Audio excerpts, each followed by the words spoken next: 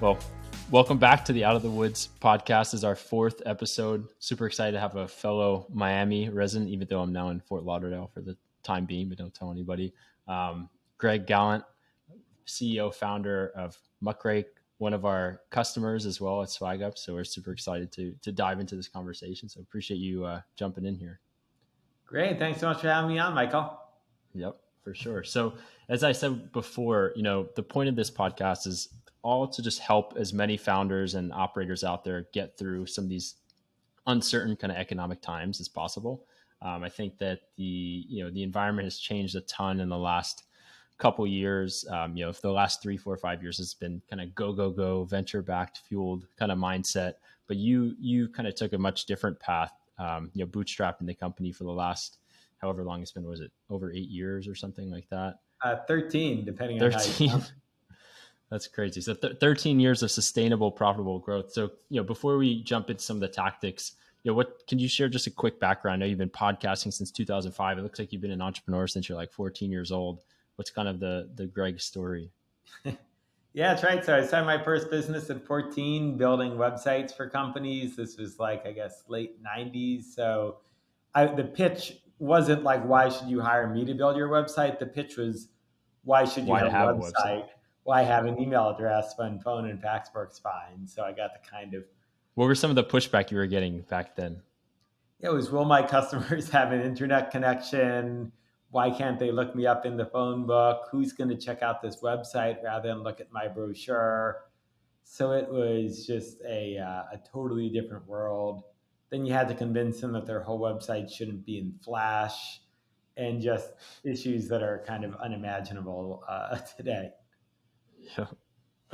Was that the first business was helping companies get online, and then it sounds like you had like a ton of different types of businesses and ideas growing up. What were some of the other ones?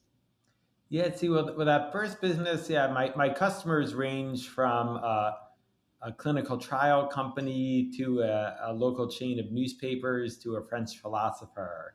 So I got to see all kinds of businesses through doing that business of my own, and I kept that business up throughout high school and college. And then it was actually in college, I got the opportunity to work as an associate producer at CNN.com. I should say I first spent the summer working at a venture firm, which is kind of ironic since I'd successfully avoided venture capital my whole life since. Same. And Uh, which is a great thing to see about your business too, and makes us proud to be working with a fellow bootstrap company. how'd you get the newspaper company online? Like, what did they use their online presence for? Was it to sign up for subscriptions? Was it to read the digital version of the paper? Was it just to like have an advertisement online? It was actually really funny. So it was called the Long Islander. It's still going. It's a local chain of weekly papers. They own five weekly papers, including the namesake, the Long Islander. I grew up Long Island, New York. And funny enough, it was actually founded by Walt Whitman way back in the day, obviously. And I just wrote them a letter. I didn't know anyone there. I couldn't bring myself to cold call them, and I couldn't send them a cold email because they didn't have an email address yet. So I literally wrote them a letter, folded it up, put it in the mail. The editor in chief called me back, and originally it was mostly to drive subscriptions. They didn't have a way to make revenue directly off the website, but they did want to put their content on the web. So built them their first website. I'm trying to remember. I think they would mail me a diskette with their articles, and then later they'd email me their articles for every week that we'd put online, hand coded. I was Wow. also ahead of my time in GIF making. I made a GIF of they had an illustrated version of Walt Whitman as part of their logo. So I cut out his mouth like an old Monty Python sketch, if you ever saw those, and had his mouth move up and down with a little Yep. Yep. bubble next to him saying subscribe to the Long Islander. But unfortunately, their publisher thought it was too crass, so they wouldn't let me use it. It's too edgy for them. Yeah, but a lot of people don't know GIFs were a thing back in like the mid to late '90s, and it just took a while before they entered pop culture. What was your most interesting client back then? Well, my very first client was a detective agency where they were they'd be hired by insurance companies to catch people committing insurance fraud.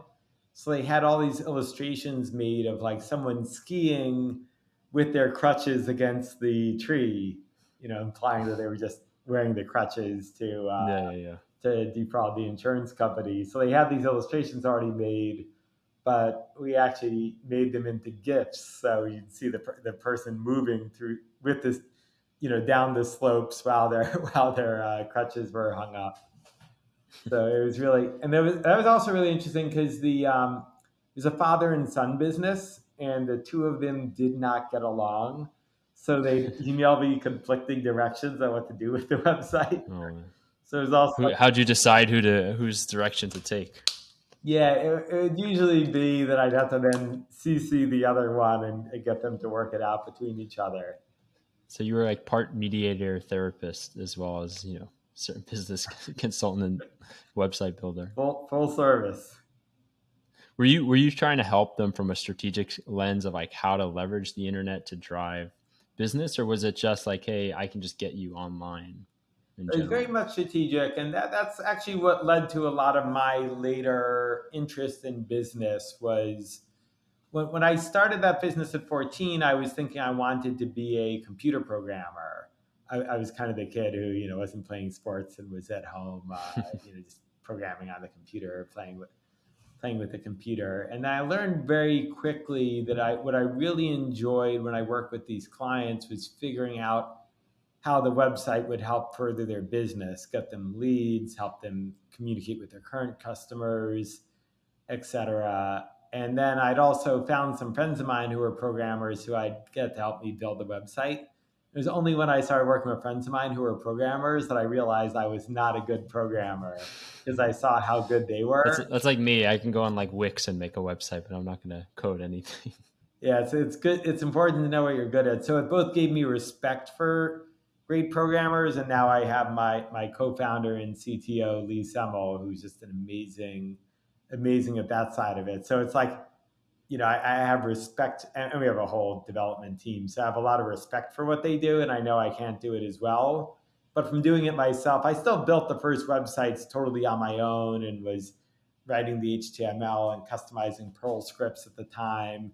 So I know like enough to be dangerous, and I could, especially in the early days, I was logging the bugs myself. I mean, at Muck Rack, sorry to jump ahead, but it gave me the skill set so that I could like log bugs and talk about how the application infrastructure would work and do some of the product development in a deeper way than I think I ever could have if I had never kind of gotten my chops computer programming. Yep. So what was like the insight that, switching ahead to Muck Rack, like, how did you get involved in this PR space and realize that there was a problem that needed technology to solve it? Was it even a technology company from the start, or has it evolved a lot? Like what was the foundation there? Yeah, it was always a tech company, but maybe kind of my own start with podcasting is what led me into this. So when I graduated college in 2005, I saw podcasting was just becoming a thing. It wasn't even called podcast back then. It was called RSS feeds with enclosures, because people were taking RSS feeds, which were still pretty new, and just pointing them to MP3 files. And so I got really interested in this idea that like, oh, you could get media onto an iPod. So I figured, let me just try starting a podcast. And from having done my own business and worked at a venture firm, I knew there was a lot of hunger, or at least I always had a lot of hunger to learn how other entrepreneurs did it. And now there's a ton of media about that. But at the time, it was like you wanted to know how another entrepreneur did it. Really, your only option was like Inc. magazine, and there were a couple of early blogs like Fred Wilson's blog and Brad Fell. Or you can read like Sam Walton's book from like 1970s or something. Yeah, exactly. From way back when. But yeah, there was very little resources.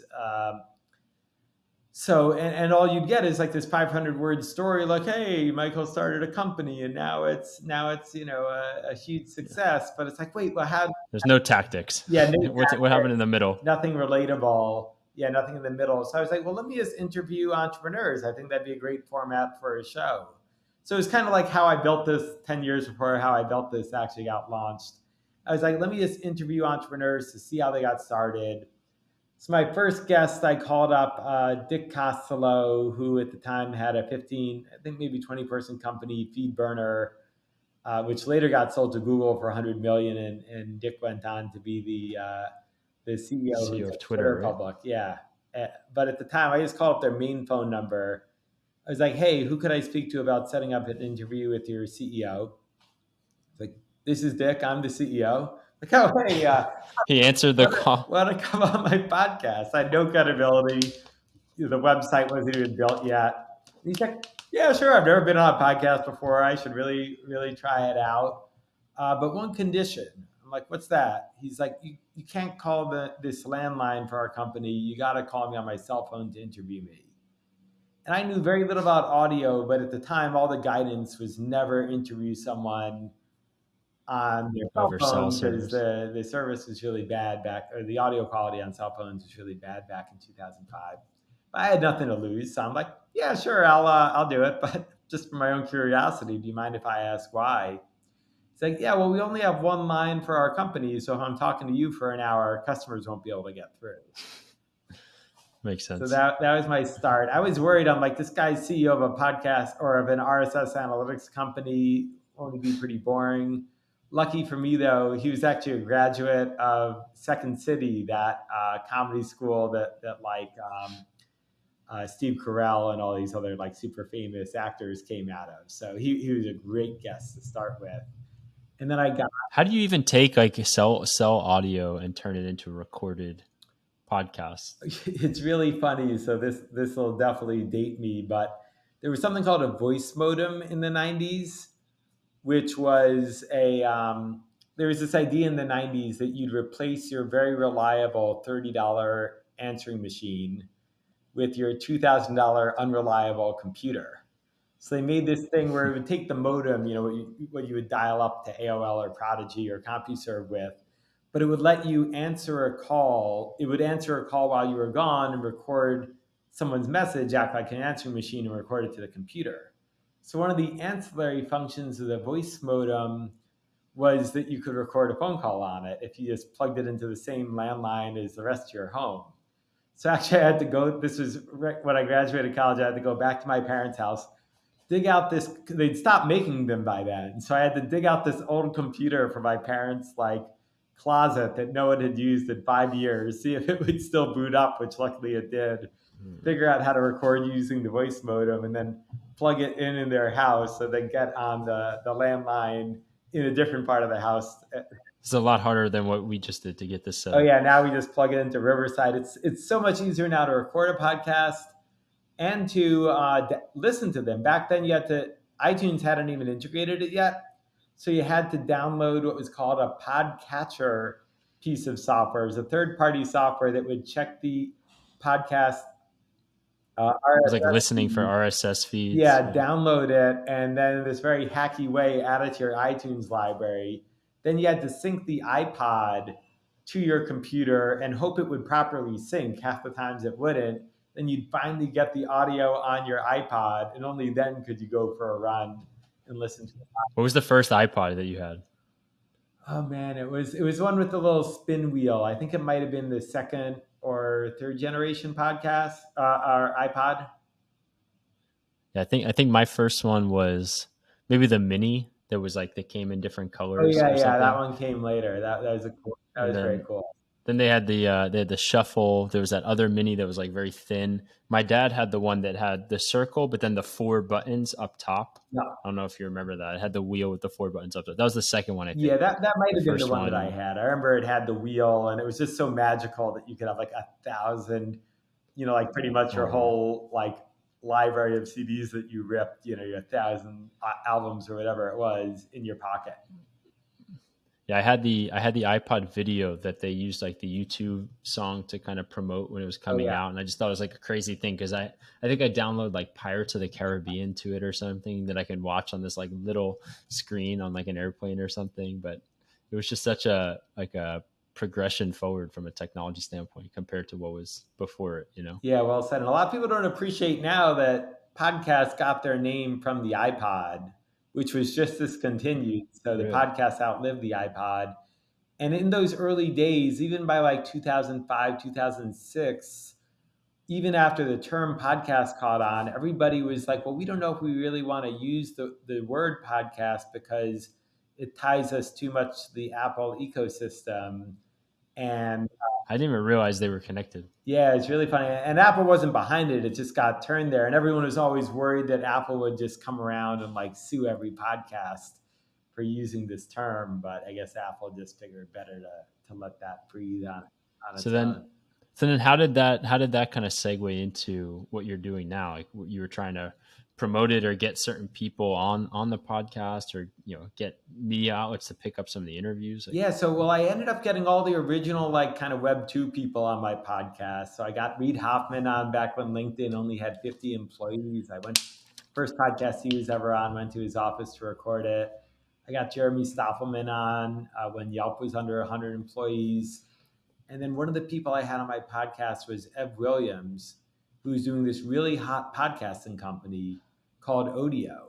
I think I broke the news that they'd raised 3 million in venture capital for Series A.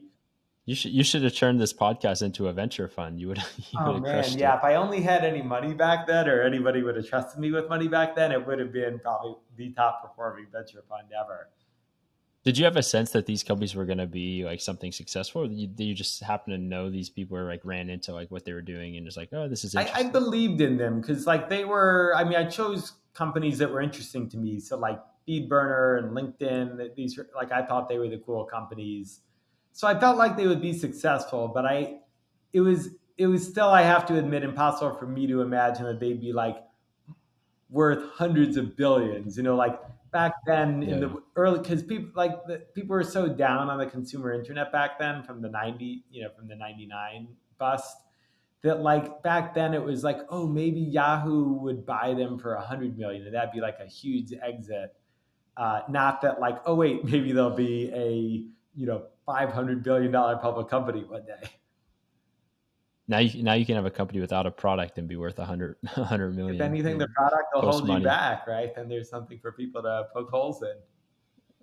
Yeah. Where once you start like bringing in some revenue, it's like, oh, well, why isn't it more revenue? Why don't you have better margins? Or you're better off just having an idea. Oh yeah, it's always funny that you're kind of better off either having nothing or having something really good, but in the middle, that's where it gets rough.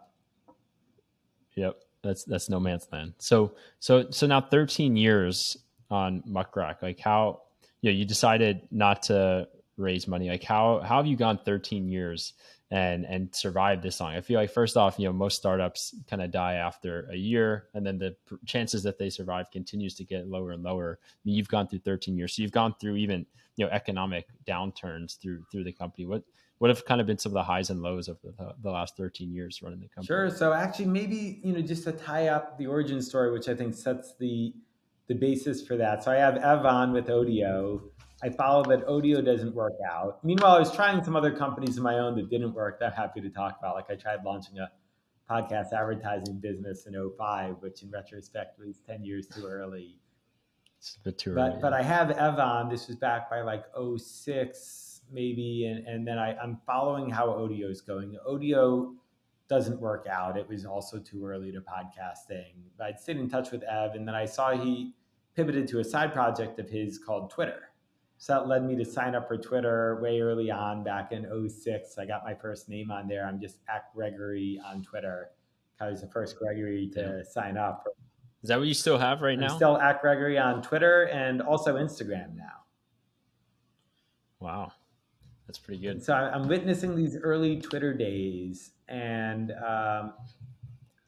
I'm seeing that there's no way to know. Like Twitter was really interesting because you could create content for people other than your friends. Whereas I was early on Facebook, but Facebook was still locked down just for your friends. So there was no idea that you're gonna, be a good content creator on Twitter. Sorry, on Facebook. It was just you're posting photos for your friends that no one else can see. So I'm like, oh, that's interesting. People are creating content on Twitter, but there's no way to figure out who you should pay attention to. So I thought we could crowdsource who's the best on Twitter by letting people vote with a tweet, which no one had ever done before. So I pitched my now co-founder, and we kind of we're cooking up ideas, and we're like, oh, what if we built a website where people could vote with a tweet for who's the best on Twitter? What if we, to get them to want to vote, let's call it an award. And tweets are short, so we'll call it the Shorty Awards. And put up this website. We built the website in 2 weekends. No, we didn't have a business model really in mind yet, but we were like, well, we can build it in 2 weekends. So I think about a business model, and it won't really, the investment would be $8 to buy the domain name on GoDaddy. So we spun that up really quick. It quickly became the top trending term on Twitter. So we were like, oh shit, people are going to want to come to this thing. So we dropped everything, organized the first Shorty Awards. So you did a physical award show in person. Yep, physical award show in person. It was profitable that first year. We got both Pepsi and the Knight Foundation to sponsor it that very first year. And it was great. We got MC Hammer there. We got Gary Vaynerchuk there back when he was just a wine library guy. It was surreal. It all came together very quickly. And it was profitable that first year. But coming out of it, one thing that really struck us was how much press coverage we got. So the New York Times, Wall Street Journal, BBC, all covered it within 24 hours of launch. And that really struck me because when I was doing the podcast and stuff, I'd always try to get press. And I got some, but it was really hard to get the press to care about it. Then with the Shorty Awards, I didn't even try, and we got all this press. So I realized, like, oh, wait, journalists are using social media to figure out what to write about and what to tweet or what to write about, and then also to promote their work. So I was like, this is interesting, but there was no way to find all the journalists in one place. So then we decided, okay, let's launch a site where you could find all the journalists in one place. And we decided to call it Muck Rack, a play on Muck Raker, the term for investigative journalists. And the idea of a news rack or magazine rack, all the news in one place. And again, $8 branding budget, what it costs to buy a free domain name, open domain name on GoDaddy. So $8 later, we had muckrack.com. Do you have a lot of domains just sitting in your account? Oh man, yeah. When our CFO joined our company a few years ago, he was like, "What are all these tiny GoDaddy recurring charges?" I think we have over 100 in the company, and then I personally probably have another 100 or so. Are you sitting on any that are crazy, 3-letter, 4-letter type ones? Nothing too good. I was later able to acquire just shorty.com. We started with shortyawards.com, so I think that one's pretty cool. And then I got my own last name, galant.org and .net when I was in high school. So those are pretty good ones since I have to compete with. So how are you spending your time at the time? You have the podcast going. You've got now the beginnings of Muck Rack. You've got the Shorty Awards. You're kind of doing all of that at the same time. Yeah. So I spent a couple of years in a super experimental mode where, I'm doing my podcast. We're doing the Shorties every year. That was making money and kind of paying the bills. And then we launched Muck Rack. It became very popular we launched Muck Rack in 2009. But we didn't focus on it for over a year. We launched Muck Rack, and then we tried launching other kind of vertical sites. We launched a site where you could see all the venture capitalists on Twitter in one place, and another one, all the celebrities on Twitter in one place. So we launched a dozen sites like that. We licensed the platform to American Express and Condé Nast, which helped pull in a little more money. Then we launched the first Twitter list website when Twitter gave us early access to the new list API. So we were really unfocused for a couple of years, but able to be profitable. And then a couple of years into it, by 2011, looking around and seeing okay, we got all this stuff cooking, but we don't really have anything that's scalable to take us to the next level. But what we'd observed, though, of all the stuff we launched, Muck Rack was become very popular with journalists. We have over 10,000 requests to get listed there. And then I kept running into PR people, being in New York at the time, and all the PR people were like, "Oh, you do Muck Rack? I'm using your site to figure out which journalists I want to pitch and to kind of keep tabs on what they're saying." So we're like, "Oh." Was it very centralized to New York that the buzz was kind of building? Everyone in New York that should be on it was on it, but maybe not the other cities yet? Yeah, I think that's right. Or I think we had other cities on it, but just because New York was the media hub, it was New York's a place where you're just most likely to run into a journalist or a PR person at a bar. Whereas if you're in some other city, Yep. there's a few of those people around, but they're not the dominant industry. So I think it served us very well Yep. starting it in New York. Makes sense. Has that been, was that like the driving force from like a growth standpoint of just like the viral nature of just like word of mouth, journalist tells their friend or founders, entrepreneur tells their friend, and it just kind of grew like that. And has that always been the case for you all, or have you done some, heavy marketing and paid marketing and Yeah, stuff that over the was years? always the case, always the case in the early days because we had no money, we were bootstrapping. That's a great thing about Yeah. bootstrapping. You have to find an efficient way to get to the market because you can't spend your way to Yep. it. And I'd say that only really changed maybe like 6 or 7 years into the business once we already had millions in revenue and the cash flow to support really paying for marketing. Uh, What was the turning point where it actually turned into something like, okay, we have a real scalable product that we can repeat and now bring on a lot of customers and a lot of revenue? Like, was there a certain moment in time where you kind of identified that this was super viable long Yeah, term? it was really step by step. Like we launched it, and at first it only had tens of thousands of revenue a month. But I guess, yeah, at the very beginning, first cohort, I don't even remember exactly, back in December 2011. But that was when, well, so what happened was we realized there was this opportunity to turn into a SaaS platform, rebuilt the whole website from scratch in 2011, launched a SaaS product December 2011, and then it was really just, a steady line up, a lot of development along the way. We kind of shifted over the years. We started with very much a point solution. Now we're kind of like a system of record for the PR department and we do a whole bunch of things for them. But yeah, it was really just kind of steady growth. So, there's definitely like that time in the early days of a SaaS company when you still got under, you just think if it's two people and you have under 20 or $30,000 in monthly revenue, or under a few $100,000 in ARR, it's like promising and it feels good, but you're kind of like, hey, if my co-founder and I weren't volunteering our time or and supplementing it with other revenue streams like we had from the Shorty Awards, it would cease to be. It's So not a you got real to get viable to business. I'd say when you get to a few 100,000, then you're at least like have this feeling like, okay, well, it's still the two of us having to be superheroes, like doing 5 jobs each to make it work. But at least we can afford to, pay ourselves a living wage to keep it going. And then it's like when, getting towards 1 million in revenue is when start to feel like, okay, we can support a small team, and maybe I can at least not, take the weekends off and know that somebody else, can cover a ship for me or deal with the basics. And then, it just keeps ramping up from there. How long did it take to get to some of those like major milestones, like $1 million in ARR or 10 employees or like thousands of customers? Like, what were some of the milestones along the way, and how long Yeah, did they it's a good take? question. For us, and again, doing it totally bootstrapped and also splitting focused at the time with the Shorty Awards.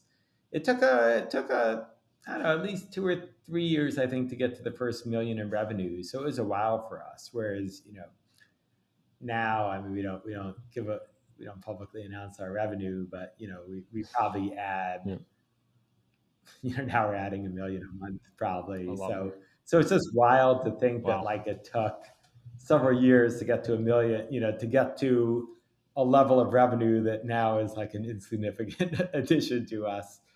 So I have to say, looking back, like it's just hard to appreciate the power of compound growth.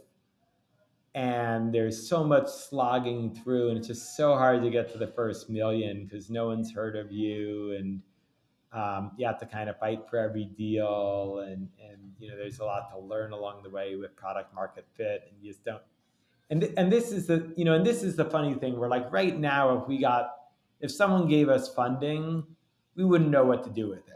It's like like right now we're making plenty of money, and the hard part is hiring the right people.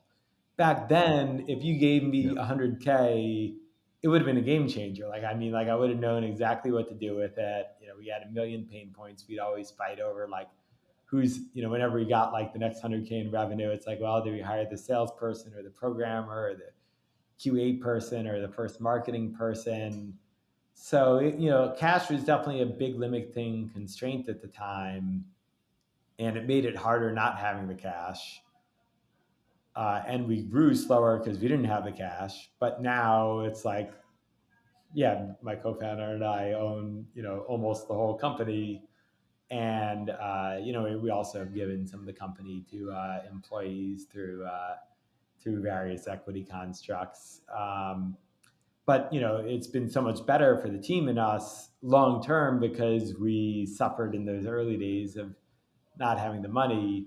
But there is some degree to which not having the money forced us to be really creative with how we reached the market and how we built things that I think built a good DNA in our company that serves us well going into an economy like this where nobody wants to fund unprofitable companies, where we'd be in trouble if we were growing through the unprofitable model today.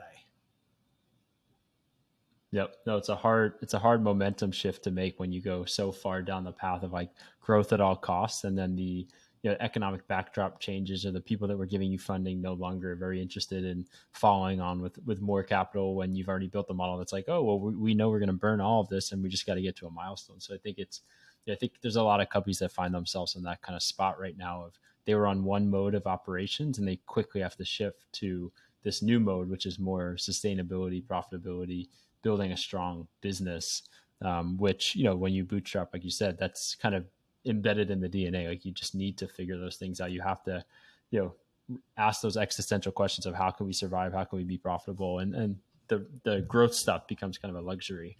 But I guess we can use that to transition, for those not paying attention, like what do you think is going on in the economic environment externally? Like, what are you seeing? There's a lot of stuff on Twitter. There's a lot of other founders talking about X, Y, and Z. There's some people that are all doom and gloom. There's some people that are like, the Fed's going to have to tighten, bring rates back down, and it's not that bad. And there's disinflationary kind of tendencies happening. Like, what's your take? And then also, how important do you think like monitoring this stuff is for founders versus just kind of keeping their Yeah, heads they're all down? great questions. I think the more people can shut it out and think about their own situation, the better. I mean, we started, really this company with the Shorty Awards and then Muck Rack right around '08, is all that shit was happening in 2008 with that housing market Yep. collapsing, and Lehman and Bear Stearns and all that. And for us though, it was like, well, we had nothing to lose. We were just starting. And for me, it was like my best years ever up until that point. I'd spent, '05 and '06, which people were looking, in '08, people were looking back at '05, '06 as like the good startup years. And that was when, like, I think it was Sequoia put out their RIP Good Times deck.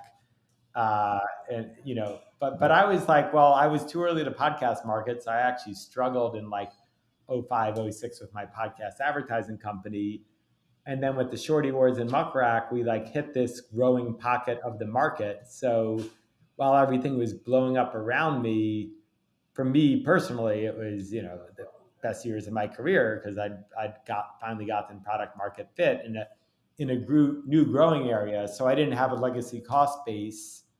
Um, and I was in this explosive growth area. So I think if you're an entrepreneur just starting out and you don't have, or you're profitable, so you don't have this cost base that's ahead of you, it might be a great time to start a company because you're also now not competing as much for talent with these these companies that are just lighting money on fire to grow. And then there's also, for you, it changes your opportunity costs. You don't have to turn down all these jobs paying a ton of money.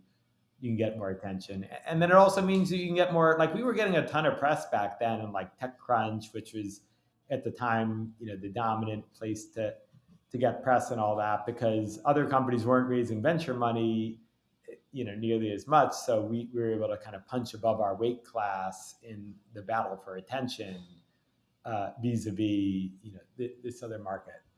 So I think going into now, like I would try to stay away from just looking at universal advice. I think in good times and bad, like universal advice is never never helpful. That's why when I would do my podcast, I try to look more for like, hey, well, tell me about your experience, and it's up to the listener if that experience is applicable to them. Whereas like the universal advice almost never works. But I think, it's a time that, some people are going to have to be defensive now if whatever their product was, maybe it's a luxury good that's gonna stop being as important, or if their plan called for raising a ton of capital, they might have to change their plan. But it could also be, I think it's also an exciting time to look for opportunities, as other companies might implode or have to change their plans. As for someone who's got a more bootstrapper mindset, could be the best time to start a company or the best time to expand their company. 100%. Have you guys thought, has this impacted your strategy at all? Like, are you getting more aggressive? Are you changing, financial models? Are you thinking about how important, your services in the broader, scheme of the economy and what your customers care about right now? Are you looking for opportunities to stay aggressive? Are there competitors out there that you're interested in, or more market share that you want to drive? Like, has it shifted in the last 6 months given the external Yeah, changes for for you? us, there hasn't been too much of a change. We've been fortunate in that we've been growing quickly. We grew our top line 75% last year, and we're expecting to keep up a similar growth rate this year. We're always watching for signs of it. We had a good Q2, and we're feeling good about the second half of the year. Public relations, it's something that companies always need. And if anything, now it's getting harder and harder to do paid acquisition because of the death of the cookie. You can see it in Facebook's numbers that demand gen advertising is Yeah. becoming less efficient. So earned media is something that companies, I think, need to rely on even more. Getting on podcasts like this, getting mentioned in the media. That's the free and cheap way to grow your business. So, our software in the context of that's a drop in the bucket, and then it helps companies do earned media better. So, I mean, we've always been cautious in how we've grown the business. We always keep our expense lower than our revenue. Imagine that. So that's something we always are watching out for, and we've always dynamically budgeted, meaning that every month we'll adjust how much we're spending based on how much we're making, because we want to make sure that we're spending less than we make, but also if we're making more than we expected, we want to invest more rapidly. And if growth ever slowed, then we'd slow increasing our expenses accordingly. But so far, it's been going well, so we're bullish that we can keep growing. We know we're in a big market, and got this growth rate behind us, and we've never made ourselves dependent on having to raise money to keep growing because we've always grown cash flow positive. So because of that, we don't have to readjust.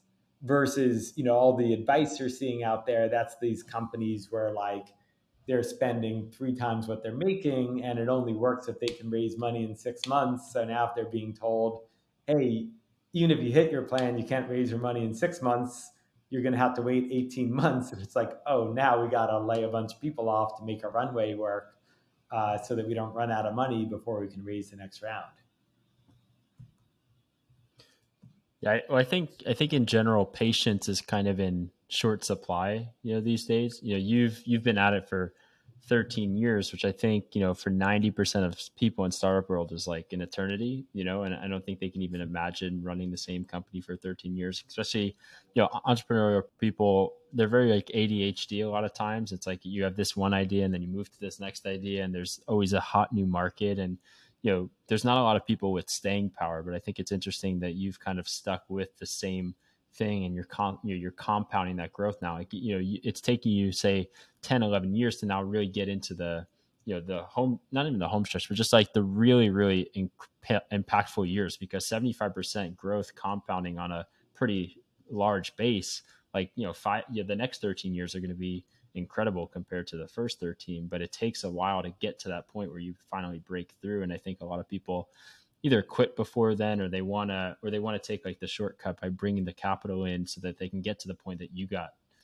in 3 years or 4 years versus 13. But I think, it takes time to kind of learn the lessons as well. Like, I'm sure you've learned a ton over these last 13 years that help you for these next 13, that if you would have like tried to compress that into 3 or 4 years in the venture cycle, maybe you wouldn't have built the same type of business, and it wouldn't be as I think sustainably that's a great strong. point. And what you point out about the power of compounding, it's like we've created more value, more enterprise value in the business in the last 2 years than we did in the first 11 years, because just 75, like we more Yep. than doubled then. And it was so much harder to go from zero, zero to where we were 11 years in. Going from 11 years in to 13 years in was kind of just extending the trends, yet it's more value. So it's hard to wrap one's head around. And I have to say, going back, I don't want to pretend that I have any less ADHD than the average entrepreneur. I was super unfocused, as I talked about. I mean, you Yeah, were three running three businesses at the businesses at the same same time. When I time in was the in my beginning. mid 20s, if you told me then, like, hey, Greg, you're going to be doing Muck Rack for 13 years, I would have said, I can't imagine doing that. But I think what I didn't appreciate is that when you have a growing business, even though you keep the same job title, CEO, because you give it to yourself at the beginning, you really have a new job every 2 years, because being the CEO of a two-person company has nothing to do with being the CEO of a 10-person company, and that has nothing to do with being the CEO of a 100-person company.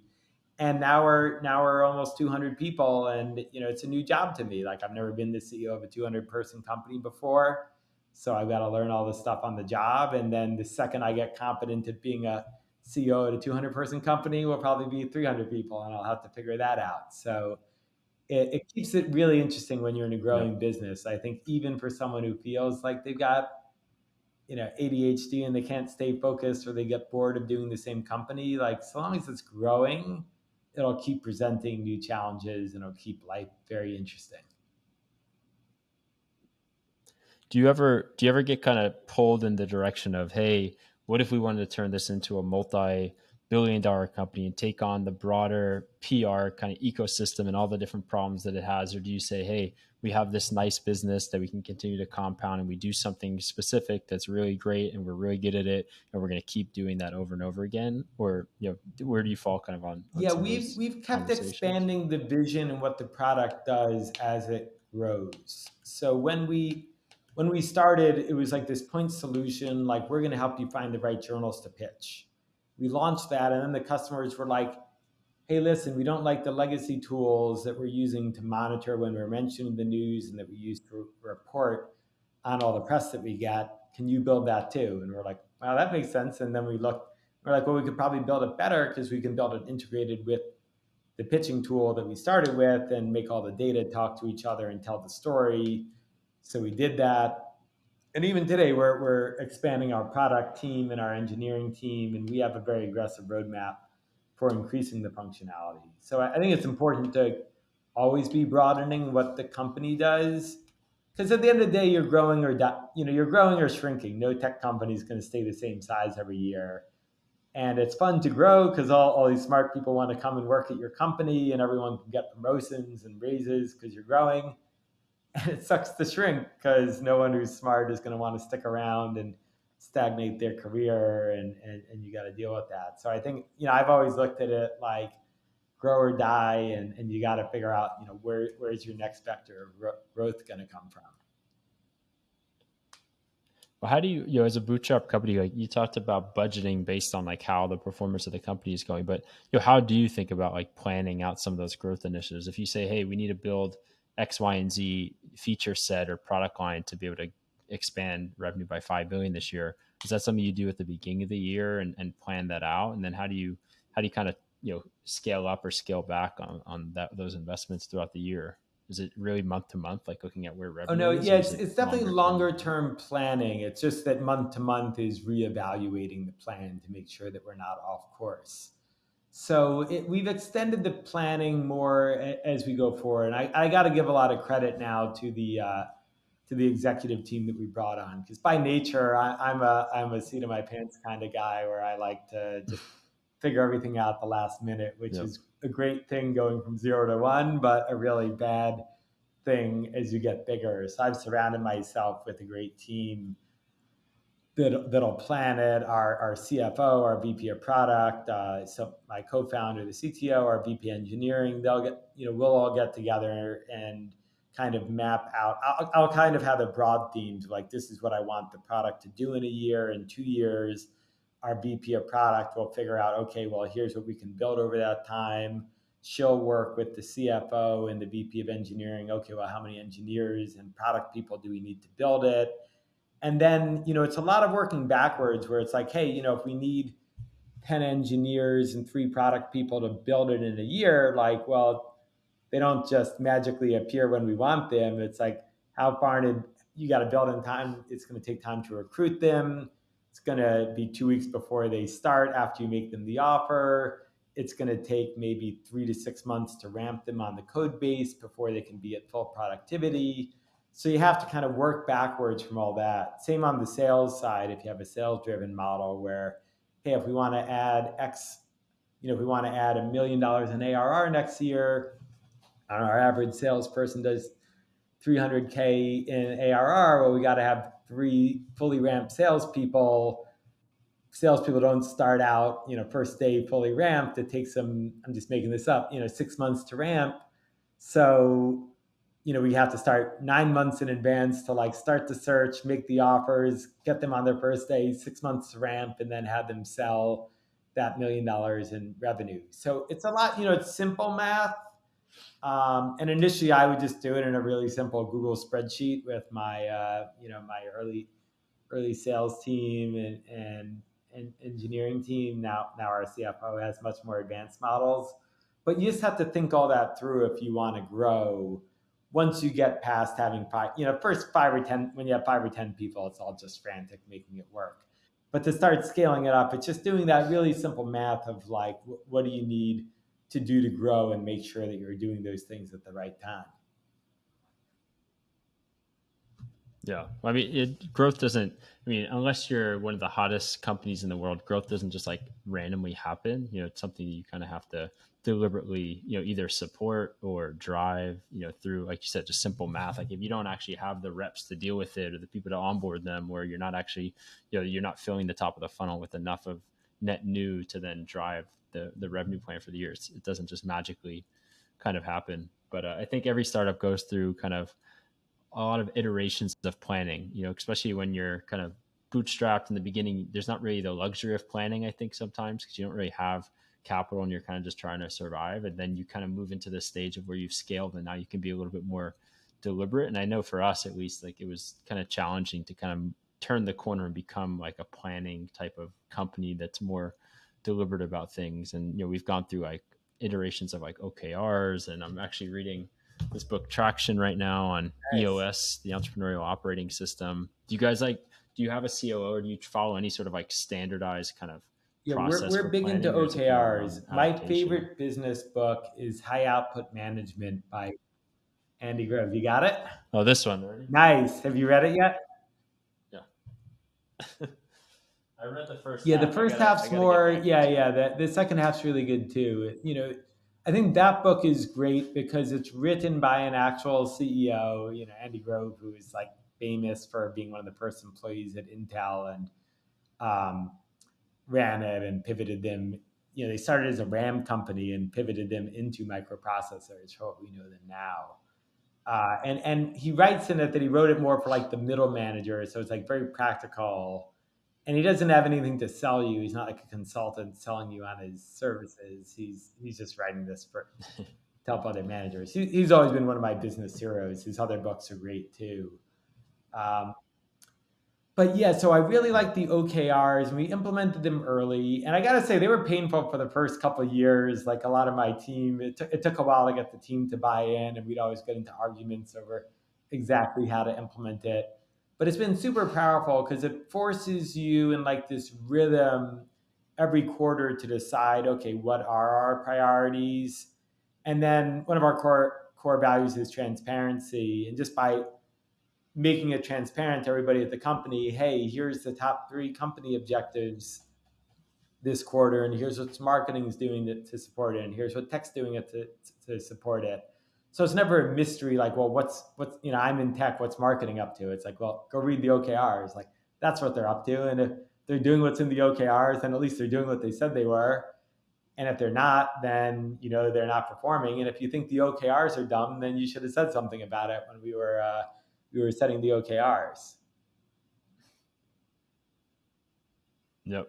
Yeah, and I think like in an environment like this where there's kind of external uncertainty, the more you have structure in like some sort of framework like that, the more you can kind of just stay focused on your business and the internal, because all you have to think about is like, are we executing on the inputs that we said that we were going to, the drivers of the business? Because if so, then whatever's happening externally doesn't really matter. But obviously at the same point, you do have to be aware of kind of what's going on externally. But I think that people get a little bit more kind of scared and nervous because they don't really have a plan, and they're just like kind of being flown by the whims of the market. And the more that you have like a deliberate plan going into the year, the less Well you said, can yeah. And I think it's worry also about it. great for a founder. If you're like me, unfocused, I don't know what I was. Yeah, it's I'm it's the like same it's a way. I'm the great same way, by the way. forcing Don't worry. function to arm the team against me as the CEO, because we'll set the objectives for the quarter, and then I'll get really excited about something, and I'll go to our VP of. Yeah, I'm sure you throw a bomb in their work and say, hey, what if we do this? And then Yeah, like, exactly. no, And then they Greg, have it in we already writing. They agreed like, to look, this we agreed these to these the things. OKRs. How does this slide up to the OKRs? And yeah, I guess we'll wait till next quarter and battle up. Yeah, And exactly. you just go It's back to doing what you're doing. But all right, guys, I get it. I'll put well a said. suggestion in the But then, suggestion I also box. find it's powerful because some people are like, oh, well, we won't be flexible enough if we have the OKRs. We got to be nimble as a small company. But I found it's the opposite. It's like, if you don't have the OKRs, or, I don't think it matters what system you choose. You do traction or OKRs. The idea, what's important is just pick one system and make it work for you. And maybe, and we picked, we mixed a little bit Yep. from other stuff. But I found by having a system like OKRs, like there have been times where we're like, oh, you know what, we missed this. A competitor got ahead of us in this area. We really got to move fast to catch up. It's like, because we have the OKRs, now we can say, hey, look, we swapped out this one OKR that we thought was important. Instead, we're making this other thing the OKR. You can get everyone aligned on that, and then you have this really easy language to go to everybody at your company, and it matters more as you get bigger. But now I can go to our company, a couple hundred people, and say, hey, look, this quarter we changed from last quarter. Now the OKR is this. Let's all get behind it, and make your OKRs ladder up to the new company OKR. So I found it's like, now I have more confidence that if the market changes, I can shift the organization's course to this new direction I want it to go. Whereas if we didn't have a system, and it was just everybody doing what they thought they should do, then I kind of wouldn't, be like having a ship without a rudder. Like, maybe it happened to go the right way for a few Yep. quarters, but you find out you can't change the course of it when you need to, and you might head straight into the iceberg. Yeah, but you can have the nimbleness, and then tomorrow you say, okay, now we're focused on this. But if it's not within some framework, then it's like, how do you follow through and make sure it's actually being, it's now the new goal and everyone's focused on it? I think the argument of like, oh, well, if we have this OKRs or something, we're not going to be able to adapt quickly is kind of just an excuse for being messy. And I think that was kind of me too a little bit in the past. But it's not that they're meant to be rigid. It's meant to just be deliberate and thoughtful about, okay, we're actually working on some sort of, we're rowing in the same direction as a company in general. I think that's the main thing, is like, as you get, you guys are 200 people, we're around the same thing. As you get so many people, it's very easy for people to be running in different directions that aren't aligned with where the company's trying to go. And you got to make sure that you're really making the most of the resources you have, Yeah, or else well you can get said. And really I messy, I think, think. looking back, like, maybe you don't need them when you're two or three people, but I think you do need them even when you're like getting to 5 or 10, because the sooner you start it, or maybe you don't need it, but I think it makes, if I could go back and give myself advice, I guess we started around 10 people, and I'm glad we did, but it's like, it's a muscle you need to build. So it's kind of like, maybe you could start training for a marathon a month before the marathon, but probably better if you started to train 3 months before. Similar thing where it's like, yeah, maybe you don't really need to attend people, but if you start, but it also takes a while, and you got to go through a few quarters before you get it right. So I'd say the sooner you can start building that muscle of doing OKRs, whatever the system is, the better off you'll be for when you're bigger and when you absolutely need it to run your company. And I think you need to figure out quickly if you're good at making plans and then following through on them and executing against them. Like you can have a team that doesn't have any plan going into the year, and it's very hard to like judge them fairly to say, hey, did this person execute? Is this a good leader? Because they didn't set out a deliberate plan and then follow through with it. But if you have these OKRs or something, then you have something to kind of judge their actions and output on a monthly, quarterly basis, whatever, and say, hey, well, you said you were going to do this, you didn't end up doing that. Like, why? What's the disconnect? Oh, it's because of this strategy. Okay, then fill in the gaps. But otherwise, it just becomes kind of an emotional critique of like, oh, I don't really like this person because they didn't really get this thing done. But there's a lot of ambiguity in all of that, I think. So I think you got to be able to judge people fairly and have some sort of objective way Yeah, to do well it. said. So I I think gotta it's say, also looking back, important like you don't as have to well. necessarily run the OKRs yourself as the founder and CEO, but I found I think you can get a chief of staff or a consultant to do it. But I made the mistake early on where I tried to delegate it to like one of the department heads. And I found that was always a really bad dynamic because now they can't be a participant and they're kind of like having to get their peers to agree to use the system. So it's a weird power dynamic. So it's always kind of messy. And then we finally got to a scale where I hired our first chief of staff, Teresa, who came to us from MailChimp, and she took over running the OKRs. And that's been awesome. Actually, first I hired a consultant, then I had her take it over. But having the consultant and now the chief of staff run it has been awesome because it's like I've never been a process person, as you could probably tell from my lack of focus. So it's like it's better if you can have a process person. There are people out there who love process. So it's like don't try to become a process person. I think just find the process Yep. people, and then having them run OKRs has been so much better, both because at scale it takes a lot of time, so they can give it focus that I never could, but then also it just plays to their strengths. Yeah, that like It's the holding follow people through too, accountable, and it doesn't have to be an the aggressive way. It's ongoing just running. management. We'll do these weekly stand-ups. Like, how are you tracking to your OKR? Are you making progress? Is something amiss? That helps a lot, and it doesn't have to be the CEO. I mean, at the end of the day, the CEO has to be looking at it, and yeah, CEO has to be the one to address it if the person is falling off and diagnose the problem. Like maybe we didn't set the right goal, maybe they're not the right person to execute it, maybe as an organization we didn't set them up for success to execute it. But in terms of just like checking in and knowing if it's on track or off track, that could be a chief of staff or a consultant. And I think unless you're a process oriented CEO, probably better to have it be someone else.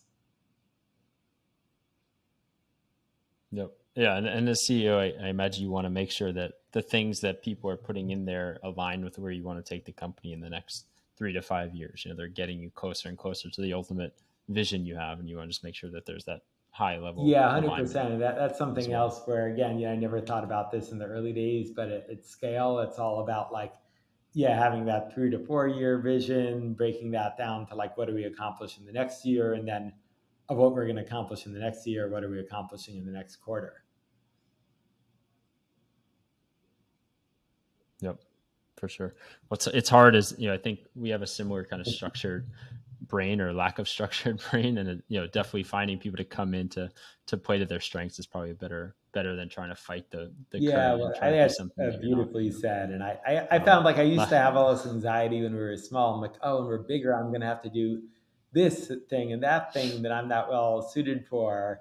And then I learned as we got bigger, I mean, I definitely had to grow in many ways and get better at many things. But a lot of the things I thought I would have to get better at, like say financial modeling, I found, well, I never really needed to get better at financial modeling. I just had to hire the right CFO, or I never had to get great at figuring out how do you no, express the product roadmap in the optimal way to show everyone what you're going to build in a year. I just have to find the right VP of product. So I found a lot of like what I thought was like a what problem ended up just being a who problem. gotcha. And you guys don't have a COO; Yeah, you have a that's chief of right. So staff that kind of I plays some found of that role. COO, there's no standard definition for what that can mean. At some companies, it means like I find usually a COO just means they do whatever half of the company the CEO doesn't want to do. And I felt we weren't, that wasn't the right move for us. So what I did was like, okay, I still want all the functional heads reporting to me, but I needed a lot of help just building alignment, for all the functional heads, like running the OKR meet. Like I found the pain point I was having was like I wasn't doing a good job running the OKRs, and I wasn't able to dedicate the time. I wasn't doing a great job running the executive meetings because I never put the time into making the agenda in advance and thinking through what should happen at those meetings and checking in with everyone to figure out, are people prepared? You sound Good, just good like to me. know I'm not the only one in this boat. This is like a good confessional here. And then also I was still running like the all hands meetings, and I was finding I was like kind of playing moderator in all these meetings rather than like being a participant. So instead of thinking like what do I want to say to the company, I was just thinking like, are we going to end this on time? I gave 5 minutes to someone. Is 5 minutes up? So that's where I was like, okay, instead of getting a COO and changing all the reporting structure and losing half the reports, like I really need someone to just focus on doing all these pieces. And that's where I saw, it's a relatively new thing with this role, chief of staff. And it's also confusing because at some companies, people just hire like really a secretary or executive assistant and call them chief of staff. But on the other end of it, a chief of staff is really like kind of like some people describe it as like a COO without the reports. And that's the end we wanted to. So we ended up hiring Teresa, who has an MBA, was the first MBA to get hired at MailChimp, and kind of was with MailChimp from when they.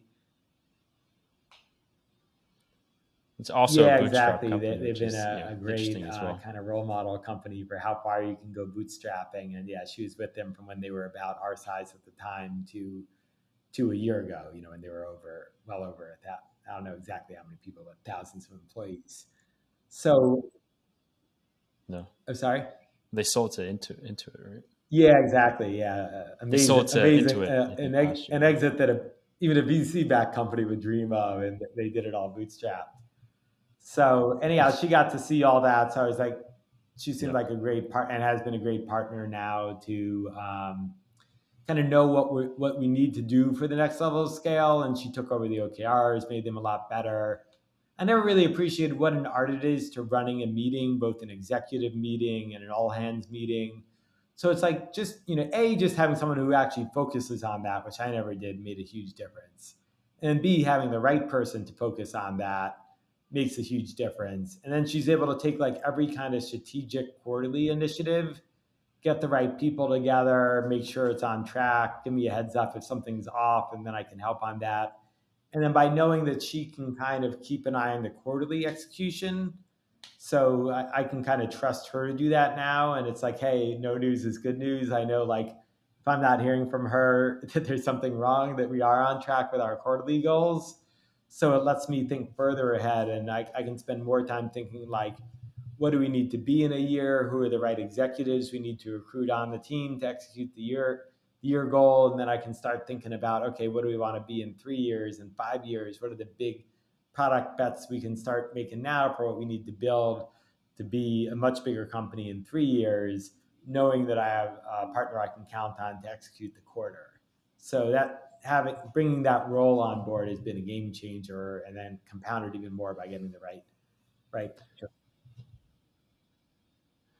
I was gonna say, if you looked back 10 years ago, and let's say you only had 8 people on the team, 10 people on the team. Let's say you only had 500K in the bank.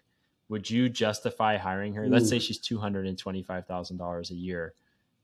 Do you think that would have been the right Honestly, move probably back then? not. If we were bootstrapping, I mean, if I had lots of money, then I would have been like, yeah, sure, she would have been awesome back then. But bootstrapping, where you got to fight over every next dollar, I mean, we weren't paying anyone at the company anywhere near that kind of money. Everybody at the company, myself included, I think at that scale was making under 100K. And we were, so it's like, yeah, we just couldn't have afforded it. Or if Yep. we did afford that role, it would have meant too many other sacrifices. And then also a lot of her skills we couldn't have taken value from, because like when you're 5 people, like running a great executive meeting doesn't really matter that much. It's just, can you ship the feature this month, and can you close the next deal? So it is a lot about the right people at the right time. I think it's interesting because there's a big push. Like if you look at a lot of the venture backed companies that, and they might have 10 people, 15 people, you're seeing a lot of chiefs of staff at the earliest stages, like seed stage startups. And it's kind of a weird, setup because, like, to your point, one, do you know really what the business is at that point to like have that person coming in, really scaling everything? And, are you involved enough as the founder to, to build out the foundation where you need to then have this abstraction layer in between you and the rest of the company already at that stage? I think, there's a lot of talk about like why that probably isn't a good idea, but you're Yeah, seeing I think more it's and more because of it like the happening in dominant the early mode of stages. growth over the last few years has been lighting money on fire rather than bootstrapping. So it's like I could totally see the argument for that if you're like, well, we think we have product market fit. Someone just gave us $50 million to scale. So, you know, once you've accepted that, then it's like, okay, well, I'll bring the chief of staff in at 10 people because I know in the next 12 months, I'm just going to hire 50 people.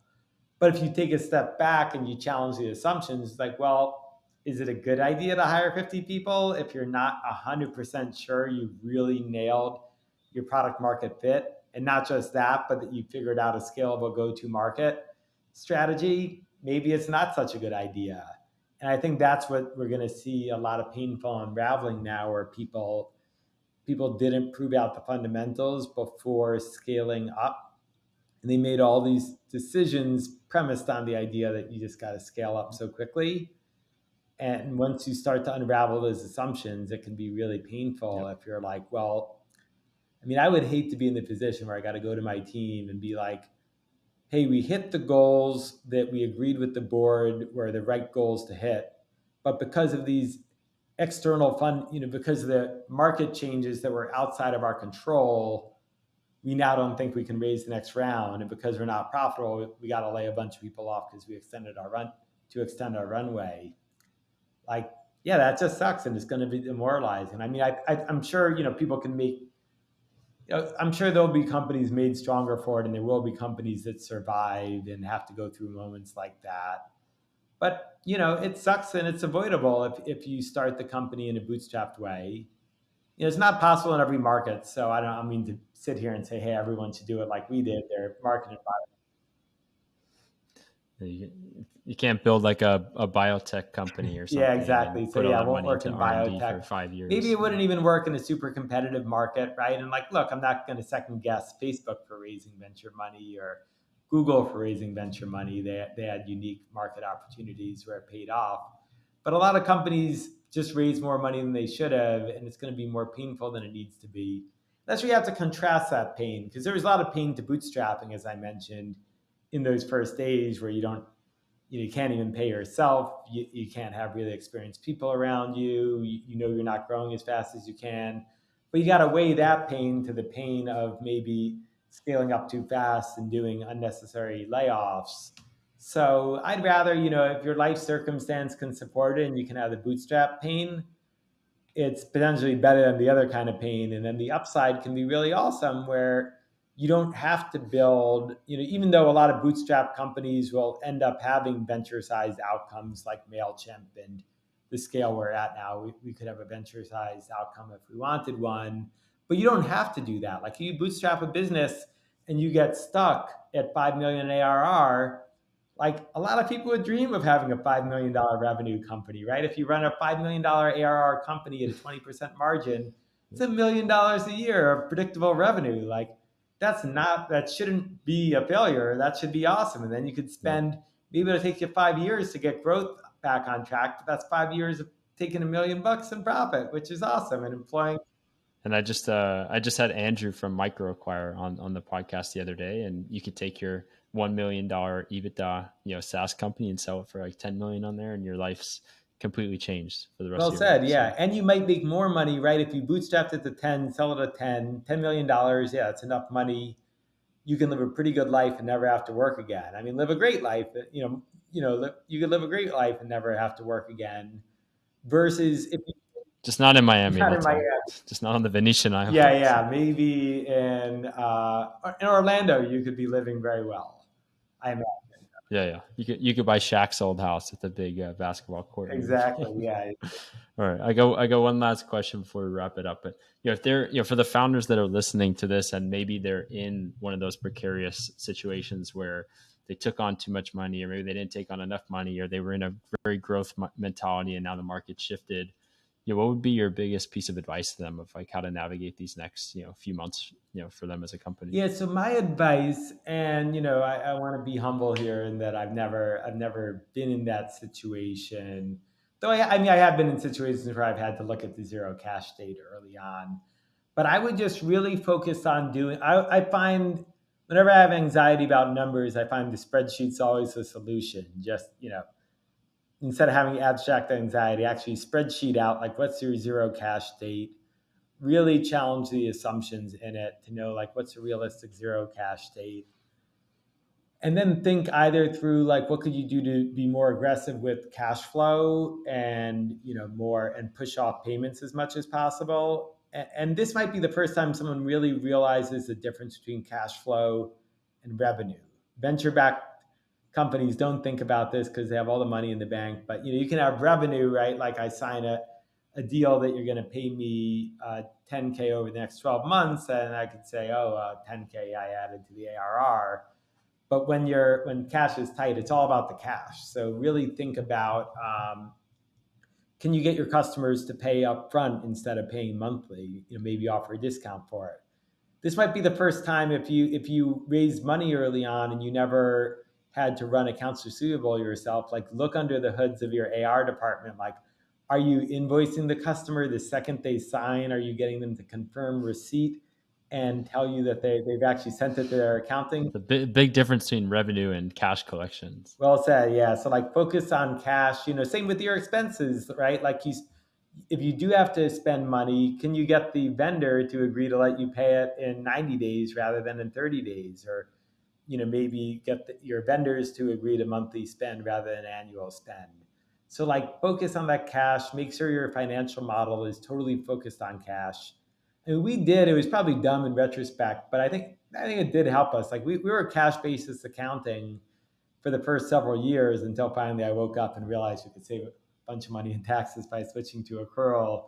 But like either way, do cash basis reports. Make sure your financial model is all cash basis, meaning that it's showing you when your cash comes in and when your cash goes out, not when you're recognizing revenue and when you're recognizing an expense. Because no company goes out of business for being unprofitable. You go out of business because you ran out of cash. So it's like just become, even though your investors say they care about ARR and GAAP revenue, like, yeah, report it correctly for your investors and for your taxes so you don't go to jail. But like when it comes to doing your planning, like you got to be all about cash. Yeah, I mean, even Amazon was unprofitable forever, but they had a lot of free cash flow, given the way that they collected and when they paid out vendors and all that stuff, they could just keep in the business and keep reinvesting, even though they weren't super profitable in the very beginning. So, like, we look at cash conversion cycles a lot, like how quickly we get paid, how quickly we pay out. If you have inventory, we don't, and you guys don't, I don't imagine. But it's super important to optimize those. Yeah, and everyone made fun of Amazon for a decade. In the 2000s, everyone was like, "Oh, Amazon still doesn't make money. Look at those idiots." And it was like, no, they're just cash. They're optimizing for their cash flow, and they were growing like a weed. And now, Bezos is the only one laughing on either end of that bet. But yeah, it's so important to look at the nuance. And people are always like, "Oh, are you profitable or unprofitable?" It's kind of irrelevant. It's, are you cash flow positive or cash flow negative? And if you're cash flow positive, then you don't have to worry about all this stuff.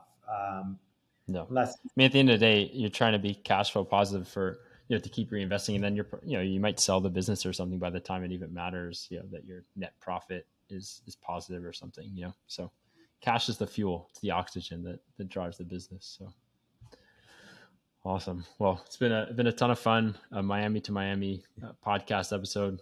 I probably could have done it in person, but I didn't have all the equipment to set it up. This is a little bit easier. next Awesome to time have we'll you do it on. on Also, the awesome to have a swag up yacht. yeah, either that or we'll do it at the Lido Beach Resort there. the standard right outside on the water Oh, there. perfect. And I know you just made our swag. I don't have it in person yet. Otherwise, I would have worn it all for this. But by next time, I'll have all my The follow up episode. perfect. Yeah, the follow up episode. Like I said, when I get to our warehouse tomorrow, I'm gonna throw the hat on. I'll send you a picture. Great. And then you can have a before and after photo of me. Yep, exactly. Awesome, Craig. Well, thanks for joining. Great. Thanks for having me on, Michael. Thanks for listening to the Out of the Woods podcast. Don't forget to subscribe if you haven't already. More episodes are on the way. If you want to keep the conversation going, suggest questions, or nominate guests for future episodes, you can reach me on Twitter at Michael Martocci. Good luck and see you next time.